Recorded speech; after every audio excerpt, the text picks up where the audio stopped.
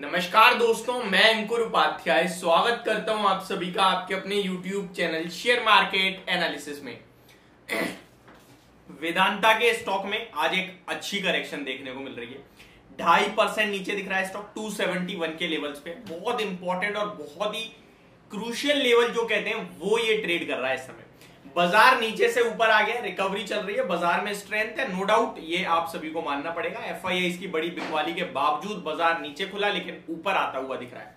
हम आते हैं वापस वेदांता के स्टॉक पे। इसमें जिनका पैसा लगा हुआ है उनके लिए क्या राय है, और एक गलत फहमी मैं आप सभी के साथ 2 दिन से कंटिन्यू दूर कर रहा हूं डिविडेंड की, लेकिन लोग फिर भी कंफ्यूज हैं। आज भी मेरे पास कमेंट है कि डिविडेंड है या नहीं है, प्लीज यस और नो में कमेंट कीजिए।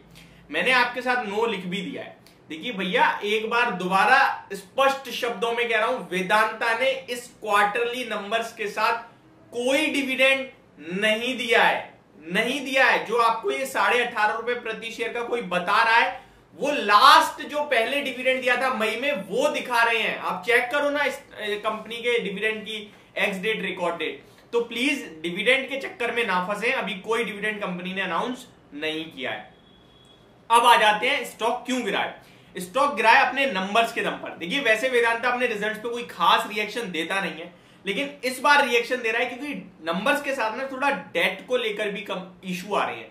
थोड़ा डेट बढ़ता, कर्ज बढ़ता हुआ दिख रहा है। इसी के चलते थोड़ा स्टॉक में 2-2.5% का रिएक्शन आ गया है।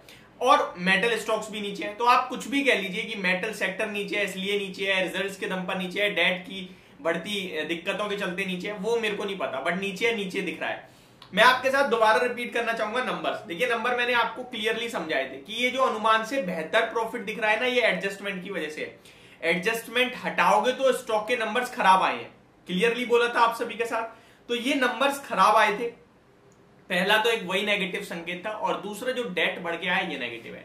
लेकिन मेरे को इन सब चीजों से ज्यादा इंपॉर्टेंस देनी है एक लेवल को, और वो लेवल मैं आपके साथ शेयर करना चाहता हूं।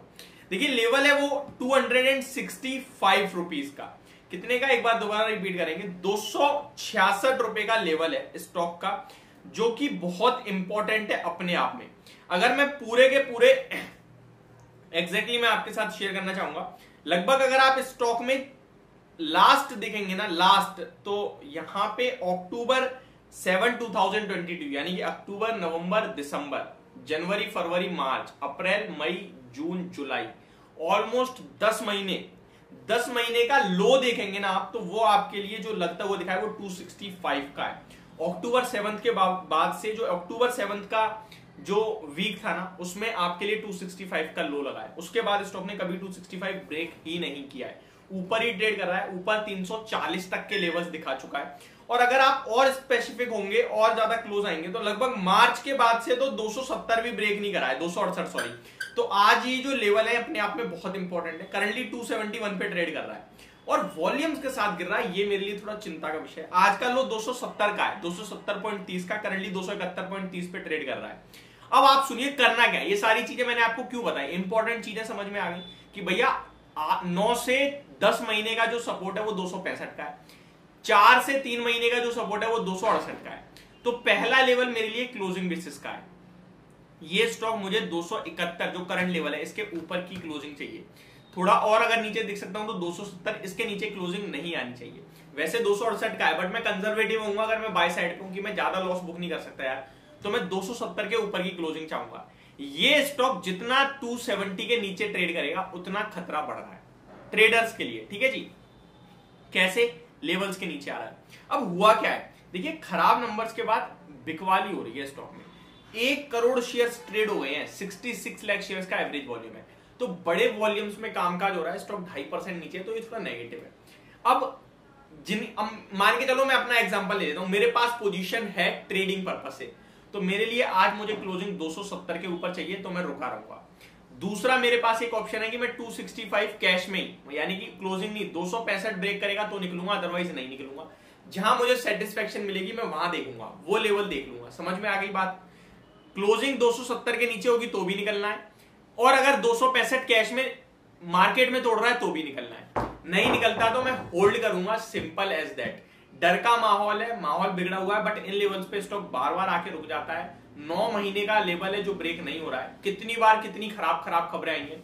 डेट बढ़ रहा है, डेट टाइम से पे नहीं कर पाएंगे, नंबर खराब भी आए होंगे 9 क्वार्टर, डेफिनेटली मेटल में कुछ अच्छा तो करानी है, तो ये सब स्टॉक पहले देख चुका है। तो मैं अभी तो बिल्कुल नहीं बेचूंगा, डर का माहौल डेफिनेटली है लेकिन बेचूंगा नहीं। इनफैक्ट ध्यान से सुनिएगा, अगर मेरे में हिम्मत है तो मैं खरीदूंगा। सही है, मेरे में हिम्मत है तो मैं खरीदूंगा।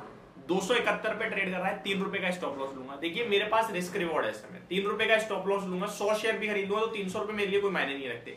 लेकिन यहां से 10 रुपए ऊपर 281 रुपए तक स्टॉक बाउंस कर सकता है, 1000 रुपए मेरे लिए मायने करते हैं। 1:3 का रेशो आ रहा है, 1000 शेयर ले, एक लॉट में 2000 आते हैं शेयर, 3 रुपए के हिसाब से 6000 का स्टॉप लॉस है, लेकिन टारगेट 20,000 का है। तो जो ये स्टॉप लॉस और टारगेट बियर कर सकते हैं वो यहाँ पे एक रिस्क के रूप में ले सकते हैं। एज एन इन्वेस्टर ब्रेक हो जाता है तो 250-55 का लेवल आ सकता है, वहां और खरीद लूंगा, बेचूंगा नहीं, ये मेरा व्यू होना चाहिए। तो ये मेरी तरफ से आपके लिए वेदांता के ऊपर वीडियो, होप आपको समझ और पसंद दोनों आई होगी। Thank you so much for watching this video, have a great day guys.